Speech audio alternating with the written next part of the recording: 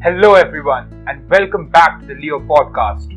My name is Kanish Soni and today we'll be talking about going abroad for further studies, the different examinations that you need to take, the different documents that are required and the importance of each. Joining us today will be Abhishek Doppalapudi, who's currently studying at Cornell University and has already got an internship at Amazon in New York City next year. So let's get started. So, hi Abhishek, welcome to the Leo podcast. Glad to have you here. Please introduce yourself. Yeah, hi Kanishk. Thank you so much for having me. My name is Abhishek Doppalapudi. I'm a grad student at Cornell. I graduated from NMIMS with a BTech in 2021. And I will be heading to Amazon next year for my summer internship. So yeah, that's a little bit about me. Wow, that's great to hear, man. So let's start. Like, how did you decide that you wanted to go abroad for your master's instead of staying in India? Right. So Kanish, that's a very loaded question. But as far as my principal reasons for choosing to go abroad, it mainly started when I was in high school itself. I really had an aspiration to go abroad to study. Didn't work out, unfortunately, because my original intention was to go out for my undergrad itself. For a plethora of reasons, didn't work out. But more than a passion for a specific subject, it was more just a dream of coming to America to study and make it big here. That was the original plan. Okay. And that stayed with me. Around second year is when I started taking the idea of doing a master's in the US very seriously. I saw some courses that piqued my interest, some career paths that I wanted to take. And this is the United States is where you make it. So that was sort of my basic motivation to at least begin this process of preparing for my master's and so on and so forth. So that's when I began, and now I'm here at Cornell. So you wanted to pursue that American dream of which a lot of people, they go to Los Angeles or New York for that. So that's basically what you wanted to do. Effectively, Kanish. There are a lot of reasons that people give, social mobility, career progression, so on and so forth. But the honest answer, at least for me, is that I've had this dream since I was a child, and it's a dream that got fulfilled after my college. Yeah, after my undergrad degree. So yeah, that's the truth. But I don't think you're not exactly sad about doing undergrad from NMIMS. I mean, that's not really a problem, was it? No, not at all. Not at all. In fact, I'm here to, especially the reason why I chose to do this podcast is a lot of students have this notion of how the master's process works, and it leaves them anxious and stressed throughout the process. And I'm here to tell them otherwise. So that's one of the main reasons why I really wanted to do this podcast with you guys. That's great to hear, because I think a lot of viewers will be extremely confused, especially, because of COVID, a lot of things have changed. So I think they would really love to know, how you started off, what different exam preparations you took, when did you start? Especially, I think that's one of the biggest things, right? How do you start 2 years back, 1 year back? So please get us through your process. Sure. At a very high level, so I'll just go with the entire process on a very high level. Like I already said, my motivation was not necessarily based in having to go because of some specific reason. I always had that dream since I was a kid. But a brief overview of the process. Towards the end of my second year is when I started taking the idea of going to the US very seriously.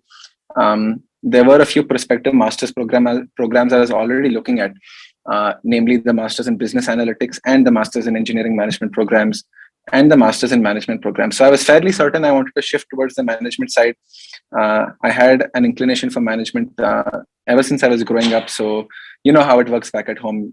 You do an engineering degree and your life begins after your engineering degree. So something similar to that. So yeah, I had a few prospective courses in mind, and there were a few career paths I was genuinely interested in. I was mainly open to go into either consulting or product management. And I was very keen on those roles specifically. I did not want to start out in a technical role for sure. So that's where I started actually seriously looking for prospective courses and considering the fact that, I have 2 years to go through this entire process and apply and then come here. At a very high level, I feel like the most crucial steps, at least in my opinion, what it was back then when I was preparing, was to get done with the exams, namely the GRE and the TOEFL exams. If you look at the entire process, everything else you can do, largely by yourself. It's self-paced. But these two exams are sort of like the hurdles that students face. If you look at the master's application process in the whole. So at least my process, or at least the way I went about it, was I gave my GRE, I gave my TOEFL, I did a couple of internships. Then come application season, I started working on my application documents, SOPs, LORs, and whatnot. Finished applying, got my decisions in March and April of my final year, 2021, that is, and then followed by the final university selection. Then you have the visa process and financing. And on 6th August, I finally took a plane and flew to the US. So yeah, at a very high level, that's sort of the entire process and what happened with me, basically. Okay, so you started after second year itself. So the first thing you did was you gave the GRE, you gave the TOEFL, so that you had your exams out of the way. Then how did you go about choosing which universities to apply for? Right. I'll unpack that in a bit. So there's also the role of COVID here, and because of COVID, I had to give both my entrance exams online. So I'll come to that in a bit. But to answer your specific question, when it essentially came to actually choosing the courses I want to do, I had a list of pros and cons ready. I would argue that from the point of determining what is the best source of information. So if you're looking to find information about courses, many people will recommend going to consultants. Some will say you should Google and do your own research.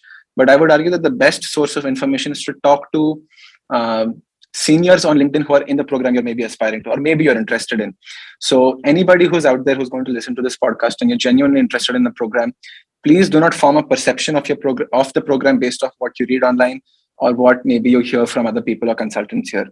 I would argue that the best source of research, or the best way you can judge the quality of the program and whether you know or not you will be interested in it, is to reach out to people on LinkedIn, either who are currently in the program or who have already graduated. They would be sort of the best source of information. So like I mentioned, I began with that, spoke to tons of people, had proper conversations with my parents and other family members. A few others were involved, did my own research on top of that, and then I looked for a consultancy and joined them. So anybody who's looking to go to a consultancy, I'm not against the idea, but I would recommend do your own research before you blindly believe what they have to say. So after this entire process, whatnot, I narrowed down on the Masters of Engineering Management specifically. And in that program, for that program specifically, there were 10 top universities. I was personally extremely biased. I'm going to openly state it that I wanted to go to a top school. I was willing to wait it out if I wouldn't get into a top school. So I ended up only applying to the top 5 universities.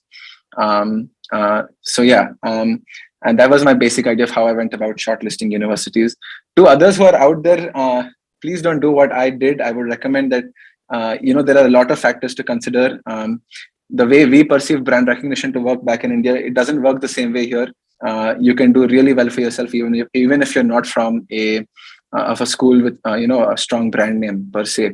Location, the skills that you bring when you're entering the program, the experience that you have, all of them are equally important, if not more important, than the brand name of the college. So that's just something I'm telling you out of my own experience. I think that a lot of people would love to hear that, because I think there's this notion that if you're going abroad, you should only go to Ivy League colleges. But I think that you have just cleared that right up, which is extremely great. Yeah. And yeah, not just that, Kanik. So I'm currently studying in an Ivy League university, and the struggles we go through to get a job, I would argue, is fairly similar to what people from non-Ivy League universities are going through as well. There's definitely the role of the brand, for sure. There's a certain perception people have about us because we come from these universities. But I have seen in my experience people from top universities failing to get a job, and people from nondescript and average universities get into some of the best companies in the US. So again, it's this Indian perception we have that, if you get into a good university, you're sort of sorted. That is not at all true. You can go to a top school here and you can still end up jobless at the end of the program. So definitely, I'm not saying completely ignore the brand value. Definitely plays a role. You should keep that in mind. But that in no way is the single all deciding factor that should determine where you're going. So that's something people should keep in mind. That's great. You also cleared up about the consultancy. I think that's one of the, again, because a lot of my friends, they're thinking of going abroad, and most of them are thinking, I'll talk to some consultants. And I told them maybe you should, actually look at seniors, because how do you actually know how good a university is unless and until you talk to someone who's actually doing it currently, I mean, Right. I think that's the best thing, because the mouth-to-mouth conversation is, the best thing in this. So, Yeah, so you said you chose management engineering. Can you tell us, like, what is the course all about? What are its sure, future definitely. prospects and all? Definitely, no problem, Kanishk. Before I touch on that, because you brought up the point about consulting, I just want to touch on that a bit, and then I'll move on to describing what my course exactly is. Sure. At a very basic level, here's my opinion about consultants. If you're facing a severe time crunch, definitely go to a consultant, because they've done it time and time again. They will definitely speed up the process. But the ideal way one should do it is to do it by themselves. That's the ideal scenario where you have the time, and you have the time and you put in the effort to figure out what it is you like, and you draft your applications on your own. On the top of that, also, even if people are considering going to a consultant, I absolutely see no problem with that. They have the experience, and they will have developed the intuition to help you figure out the best way to craft your application. But again, there are issues with consultants as well. So one way to mitigate that is do your own research properly before you go to a consultant. Don't blindly believe anything they have to say. I have seen cases where people have been told by consultants not to apply to specific universities, and they did not end up applying. But in my opinion, had they applied, they would have definitely gotten in. So treat their opinion. Don't treat their opinion as law. Take it with a grain of salt, but ultimately do what it is that you want to do. So I'm not against the idea of anybody who's looking to go to a consultant. They'll definitely help ease out the process. You'll have someone to talk to, and they help you post admission as well, with your visas and finances and things like that. But always base your final judgment on your own research, and then take their opinion. Don't do it the other way around, for sure.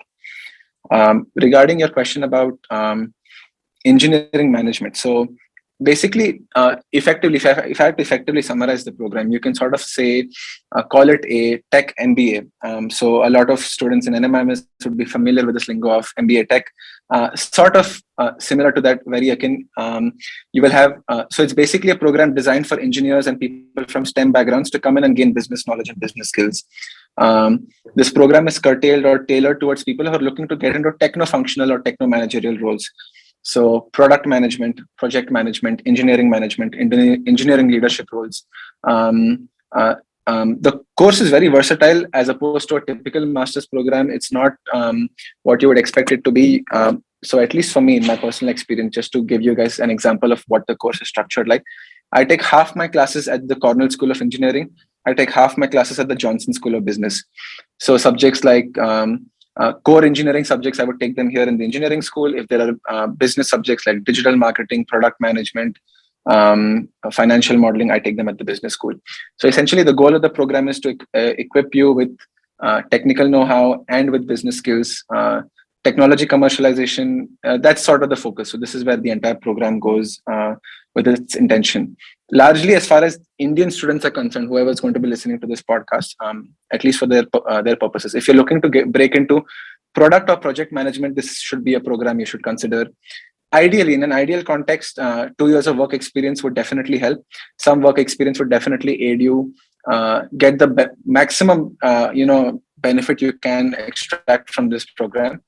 But the goal usually, or most of the Indian students I've seen so far who come here, either end up going into product management or product program management, or project management, or they end up in technical consulting roles. So that's a basic overview of the entire program.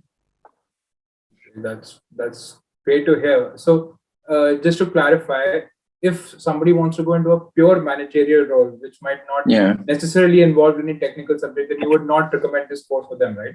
You would suggest them to go for something else? Yeah, I would recommend to go to maybe check out something else. Another you'd say feature of the course is you have the flexibility to choose. So I would say do your research about the MEM program. There is a scope of focusing solely and wholly on management subjects if you really wanted to do that. But there will definitely be some technical subjects, because at the end of the day, like I said, it's a Master's of Engineering degree. So there will be some technical subjects mainly oriented towards data analytics and software engineering, which you can pick up for sure. But at the same time, I wouldn't discourage anybody from applying you can create or tailor a program in such a manner that you can end up taking over 90% subjects which are management oriented. So definitely check it out. Did you consider taking like a 1 or 2 year work break, like you just work for 2 years and then you came back for masters, because as you mentioned, like that would be much more effective, and seeing that COVID Right. also impacted at the similar time, do you think that would have, is that something you always thought of considering? So now this is a sort of a discussion where there's not one right answer. Different people have their own reasons for why they choose to do a master's program directly out of their undergrad, or maybe they choose to do it after a few years of work experience. Specifically with regards to my program, I have seen that if you come with work experience, you will appreciate the subjects a little more. If you come fresh out of undergrad, you will find it difficult to relate and appreciate a lot of the case studies and what the lectures are focused on, because you can't relate it to something practical. You've not seen the workplace, to be very honest. So work experience definitely helps. But if you're convicted that coming here directly is what is best for you, and that you're willing to start your career out here in the US, definitely one should be open to the idea of coming directly out of their undergrad as well. The only reason I'm not giving you one specific answer, like a definitive answer, is because it's very personal, person to person. There's a plethora of factors one needs to consider. I was very sure that I wanted to come here directly out of my undergrad, and that's why I chose to do that. Yes, obviously it's a very subjective thing. A lot of Yeah. my friends, they do want to get that experience. They want to go after their 26, 27, mainly because they want to fund it themselves also. Yeah. While we're on the topic, I think a lot of people must be also worried because US is obviously extremely expensive. So how did you manage your financing? Yeah, definitely, Kanishk.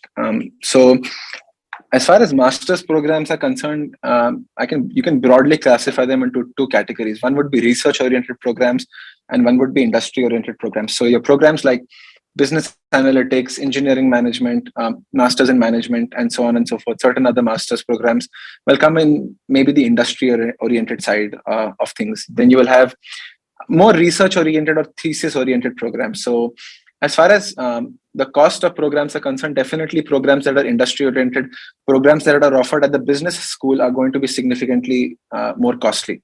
And yeah, it does burn a hole in your pocket. So personally, with regards to how I manage my finances, I'm partly being sponsored by my parents, and I'm partly sponsoring my education by taking an educational loan. There's tons of options out there. It's a very well set process where you have a plethora of options to choose from. You can definitely go ahead and take a loan. In my experience, after speaking to a lot of people, I've not seen it being a problem. I've seen that most people are fairly comfortably paid back their loans within a span of 2 to 3 years after they graduate. After getting a good job, they end up paying their loans back. So, but yeah, basically, as far as finances are concerned, do your own research. Once again, akin to what I said about the master's process, you will have plenty of options, and the important thing is you read between the lines as far as the actual details of your finances are concerned. If you do your thorough research, you will definitely find a few good alternatives that you will feel are fairly reasonable. I would also recommend to look at scholarships. I didn't do much research when I was coming here, but there are definitely plenty of options as far as scholarships are concerned. Once again, do your research and apply early. So typically, July end, August is when people kickstart their application process. If you wrap up your applications by November end, that gives you a 1 to 2 month back gap to solely focus on scholarships as well. So that's one thing I missed out on when I was applying. I didn't take that aspect of my process very seriously, but there are plenty of options. And if you apply seriously, I don't see why someone can't bag a scholarship as well. Okay, that's yes, I think that's a very important point. Scholarship, especially in US, there must be a lot of scholarships for Indian students. So that would be extremely helpful. And I think there should be a disclaimer at the starting of the video itself that this is all extremely subjective. Yep. Obviously, everybody is completely different. Everybody has different financial standards also. So please do your own research. Please see for yourself, where you stand, what you can do. Some people might prefer to take entire help from the parents. Some might prefer to take entire loan from the bank. So please do your own research on this. Do not just copy paste what somebody else is doing. It can really, Yep. really be harmful to you. Yeah, that's a good way to put it, Kanishk, for sure. So just to give a very simple example of how subjective it can get, simply based on the program you're attending, it can either cost you anywhere up to $75,000 to $80,000 a year, to as low as essentially being free, to even lower. Just to put it in a fact that people will actually pay you to study. They'll effectively give you a stipend because you're going to do your research. So Wow. that's just one simple example of how different its experience are going to be for different people based on what they choose to study, where they're planning to go, what background they come from, what skills and qualifications they have, if they apply to different types of scholarships or not. So there are a lot of variables involved, but an adequate amount of research. There's especially a lot of trust funds set up in India, which help. I remember there's a Tata scholarship, there's a KC Mahindra scholarship, there's a Fulbright scholarship that the US government offers. So there are definitely plenty of options out there. I did not do my own research, or I was not diligent about it, but definitely that's something I would recommend everybody should do. That's all right. I think some mistake was bound to happen, but I think it's fine. Right now, you are in Cornell University, so I don't think that's going to be some sort of a major setback. But yeah, obviously, obviously you had to give the GRE, and I think one of the. I mean, I was obviously going to touch upon this point. So, how much did you score, and how important was that score for you to get into an Ivy League college? Definitely, Kanishk, and thank you for asking that question, because I genuinely want to bust some myths about the GRE specifically, and because sometimes it becomes such big of a hurdle that people choose to avoid going through that route simply because of the GRE exam. So, and this is, I would say, arguably one of the biggest mistakes I made throughout my application process, is that I took the GRE very, very seriously because of the culture we're brought up in and the education system we're brought up in. I treated it like an entrance exam, which I should not have. I ended up scoring fairly well. I scored a 329 on the GRE out of 340. I had a 168 on my quant and 161 in the verbal. But I would make the argument that if I could go back and go through the entire process again, I would not spend as much time and as much effort and as many resources as I did preparing for that exam. It's not an entrance exam. Simply because you get an amazing score does not guarantee you an admit, and if you have a very low score does not guarantee you a reject. It's just one aspect of your entire application. There are a few arguments that go around about how important it is. Some people say it accounts for 15% of your application, some say 20%, some say 25%. Here is my brief summary of the entire GRE and what one should do about it, is to prepare as well as you can for 3 to 4 months and give it your best attempt. If you feel like it was on the day of the exam, if you couldn't give your best, then give it once again. But don't obsess over it for more than 5 to 6 months, and don't waste your time over it. Here as well, after coming to Cornell, I have seen people get in without giving the GRE exam. I have seen people here with low GRE scores, and I have seen people with very high GRE scores as well. And especially after COVID, and at least what I surmise from what's going on around, the importance of that exam is reducing year over year.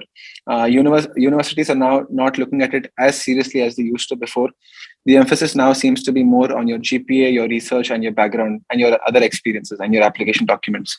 So to anyone out there who's preparing for the GRE exam, no, there is no magic number that will help you get into a specific college.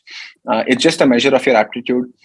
Try and understand the principle or the logic behind which you're actually writing the exam. So if you have students from India who are applying, you have students from China who are applying, you have students from, for example, let's say Africa who are applying. We come from different backgrounds, different universities. A 9-pointer in my university will be scoring a 9-pointer in our university might be easy. Someone scoring a 7-pointer in their university might be extremely tough. So it's really hard to compare people from different backgrounds, correct? So the GRE becomes one metric where you try and compare apples to apples or oranges to oranges. That's the only purpose that it serves. So definitely anything about 315, you should be good to go. If you're opting for a STEM program, that is in the sciences, technology, mathematics, this side, try to make sure you have a good quant score. But beyond that, don't try to obsess over the exam. In my personal experience, I've seen people do fairly well and get into the top universities without it. So that would be my basic summary of how one should treat the GRE. It's just one component of your application. Give it your best attempt. Even if you do not get the score that you want and you're struggling with it, it's fine. Do not self-reject before applying. Apply regardless. That would be my basic conclusion about this whole aspect. But if you say that GRE is not that important, you mentioned they look at GPA, research, and the other documentations. So Can you elaborate more on that? Like what is definitely. GPA in that sense? Yep. So again, this is based on my personal experience. I don't claim to be an expert, but from what I understand, I would argue that in terms of quantitative metrics, your GPA becomes the most important factor on your entire application. Since you're applying to an academic program, they would definitely want to see how you performed previously in your undergrad, essentially.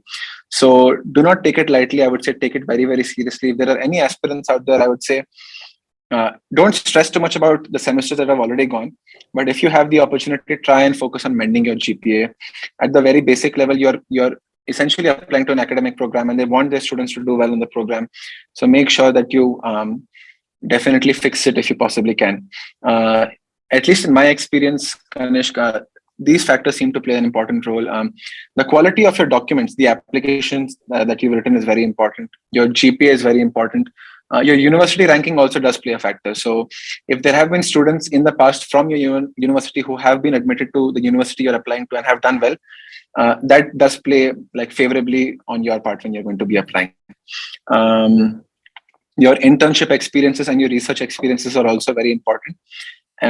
So I would say these factors are, essentially very significant in helping you back the dream admit of yours. The GRE and TOEFL do play a role in this entire process, but I would not worry too much about them, honestly. So, would you say that a GPA on a 4-point scale above 3 would be good, or should it be above 3.5? Yeah. So, Kanishk, here's the honest answer to that question. Anytime anybody asks me, especially about GPA or the GRE, I would say if it is in your hands, the more the better. There is no magic number, once again. But the simple, honest answer is the higher your GPA, the better it is for you. It just shows your competency in giving exams, doing well in your academics. So anyone who's going to be listening to this podcast, if you're about to apply and you have the time to, if there's some things you can focus on, definitely focus on getting good grades at university. That will definitely help you. And there is no magic number. Once again, like I said, the closer you get to a full score, the better it is for you, essentially. Okay. Also, I believe you have to write an SOP and you need letter of recommendations also. So how important are they? How do you go about them? Right. Like I was just mentioning, your GPA, and you have to give these entrance exams, the GRE and TOEFL. A lot of these things are quantitative metrics, right? Your SOP and LORs is where they actually learn about the person who Kanishk is, for example, if you're going to be applying in the future. I would argue of everything that you're going to be sending across to that university, the SOP and the LORs essentially are the most crucial documents, and one should take them very, very seriously. If there's anything in the entire process that I want to understate, is that please spend an ample amount of time crafting your SOP and working with your professors on your LORs. Your SOP is essentially a marketing document about yourself, what your motivation is, what your goals are for doing that program. A lot of students make a huge mistake of just trying to rant about their achievements, to try to get into the program. But one shouldn't think about the SOP in that way.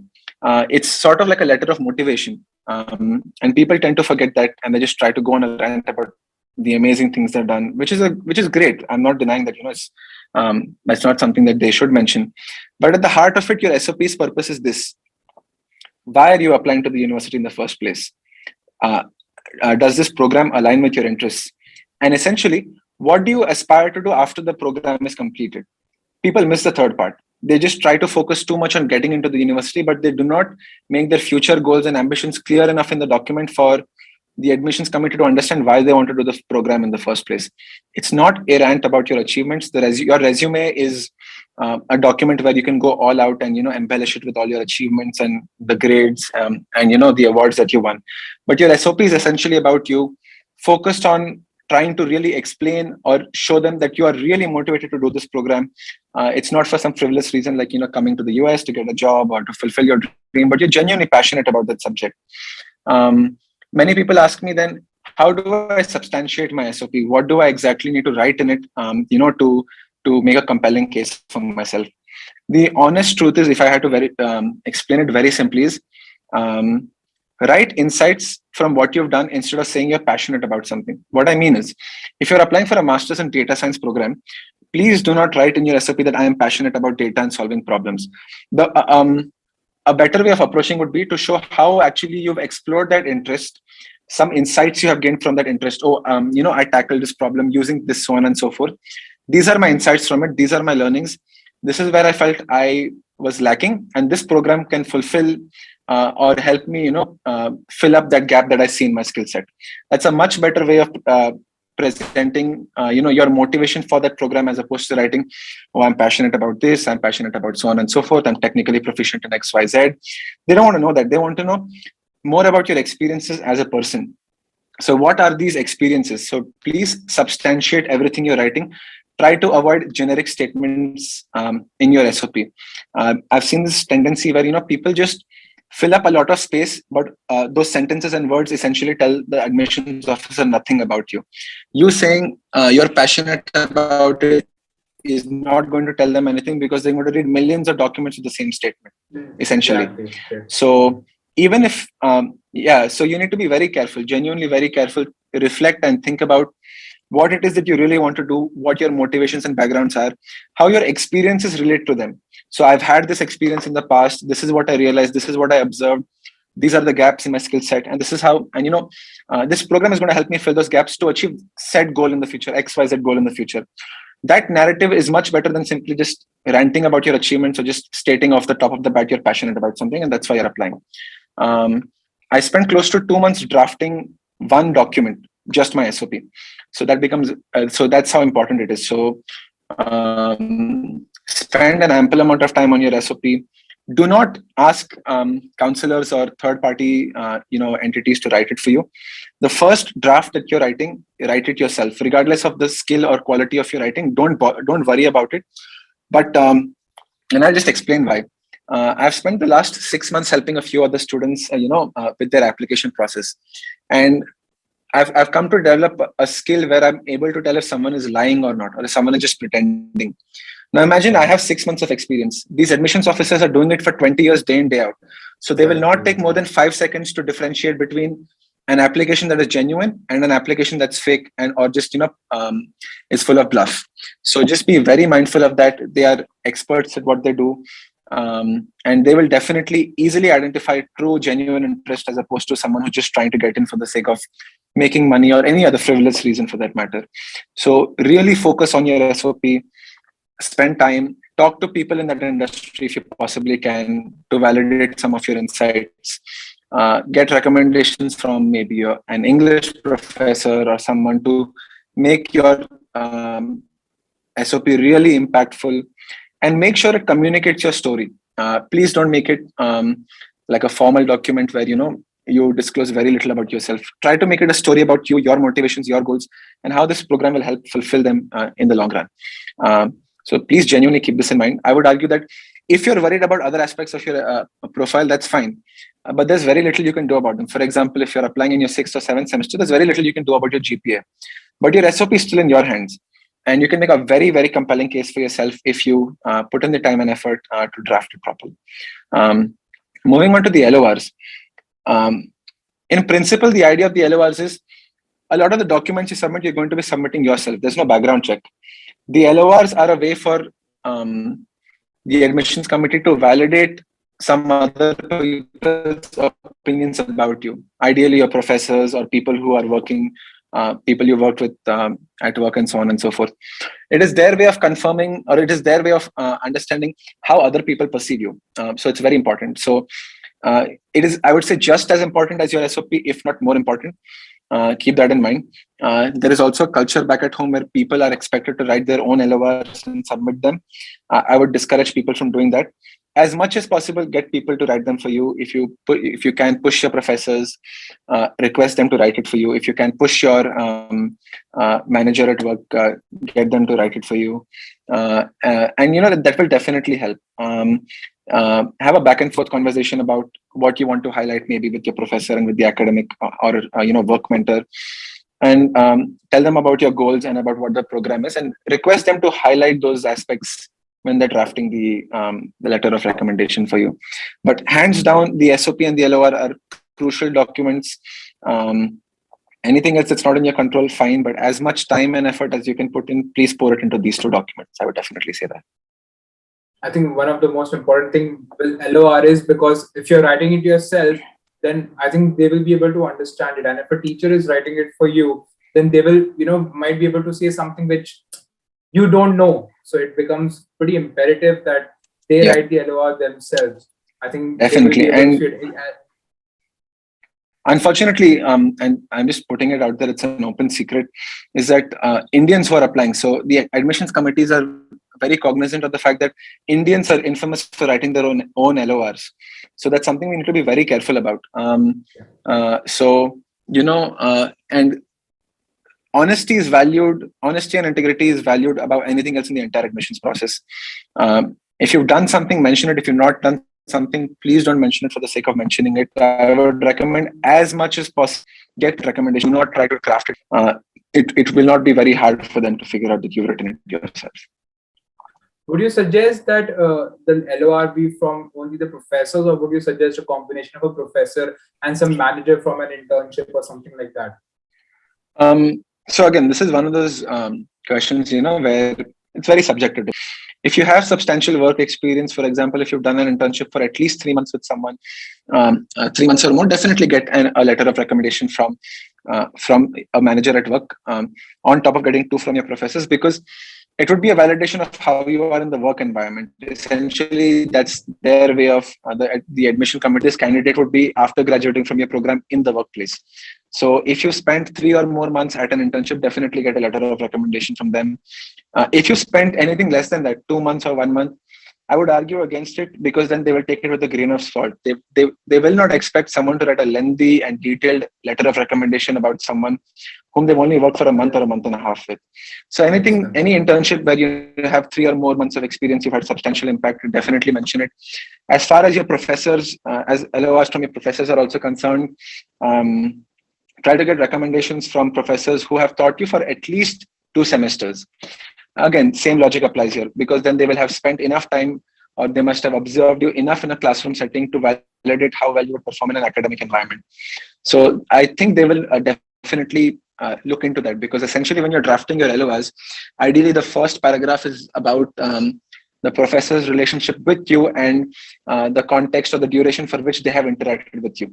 So that sort of becomes the foundation on which they will then read the subsequent paragraphs.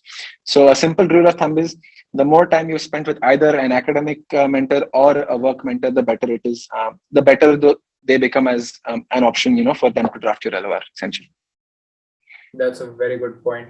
Also, from all the talks we have had, like, I'm not exactly extremely smart or intelligent. I don't have a great GPA and all. So from what I've heard, like, a person needs to be extremely, accomplished in various different fields. They should have tried a lot of different things. So do you think that I will not be able to go? Like, is it extremely selective, would you say? Okay. So here's the honest opinion about that, Kanishk, is that, and the reason I can appreciate that question is because I'm in Cornell at the moment. I've had the privilege of interacting not only with some of the top business school students and the top undergrads here, but also I've also had the opportunity to interact with a lot of professors. It's a myth that, everybody here is a walking and talking genius. That's not true. Don't get me wrong. People here are exceptional, but we have and this comes from, our background and where we've grown up, is that we have a very one-dimensional or a unidimensional way of measuring smartness, which is not the case. To illustrate my example, one of my friends may be extremely intelligent or smart. Maybe, his raw logical power is insane. He's really good at getting stuff fast. Another friend who's also my classmate might not be great at that, might be very fairly average in terms of that, but has an exceptional aptitude for developing new ventures, for entrepreneurship. Someone else might Wow. have an exceptional aptitude for languages, so they appreciate that. So many people self reject because they feel like, oh, I don't fit the criteria of being smart or intelligent. Then we tend to self reject ourselves. But at least as far as I've seen here, intelligence is not defined or captured, or your aptitude is not captured in a unidimensional frame. So please keep that in mind. So that's the first aspect. Second aspect would be, beyond your intellectual ability, what matters the most is passion. If you're truly passionate about something, it will reflect in your SOP, in your application, in your experiences. It does not matter, whether you have an IQ of 140 or 150. That is simply not the case. And that is, I would say, definitely a significant difference between the people I've seen here and people back at home. I can even make the argument that even if you're not smart, if you're very passionate about something, you will do much, much better than someone who's very smart and doesn't know what he wants to do. And that's sort of my basic conclusion of talking to people around here. They're really passionate and really curious about the work they do. It's not merely to get a job. It's not merely to just settle in or something like that, but they're genuinely passionate or genuinely focused on what it is that they really like doing and what they aspire to do. So for anyone who's looking to apply, do not self-reject yourself from any place. Even if you feel like your grades or your average profile is substantially lower, there's no harm in applying. You don't lose anything by applying. There's obviously an application fee, but I would still encourage people to apply. And if you're looking to build your profile, genuinely work on things that you're passionate about, and it should and try to ensure that it comes out or reflects in your SOP and your LORs. Here's the point I'm trying to make, Kanishk, is that if you're truly passionate about something, it's just life. It's not a profile building exercise. People ask me, how should I build my profile? But that question doesn't make sense. If you're really passionate about, let's say, data science, for example, you don't need to build your profile, because your passion will take you places. Your passion will, drive you towards research, and your passion will drive you towards doing projects, and that will reflect in your SOP and your LOR. So at a very basic level, be curious, be passionate. Don't stress out and self-reject yourself before applying, and give it your best shot. That's what I would tell people. I think that's great news. I honestly, because of a conversation, I thought I would have zero chance, but I think that's great. Let's talk about some, personal issues. Like, did you face any, backlash from your parents, or did you feel, because of COVID, you're going to a different country altogether? You might not have any contacts there. It's completely different culture, also different food, also, especially in India, since there might be a lot of vegetarians. So going to a country where you usually get meat everywhere. But did you feel that maybe this is not for me at any point of time? Yeah, definitely, Kanishk. So essentially, this is again a tendency we tend to have as humans, is that and given the nature of media, is that we tend to hear and assume the worst about some other place, right? So in my time and experience here, I've not experienced one bad incident, nor have I seen anyone who has been untowards towards me. Everybody's been kind, warm, and welcoming. And if you're a vegetarian, don't worry. There are plenty of options here. You will find plenty of Indian restaurants. Although I would recommend, if you're traveling halfway across the world, forget Indian food and experience something new. But there's nothing to worry about. Genuinely, I can understand concerns that parents have. They're sending the children halfway across the world.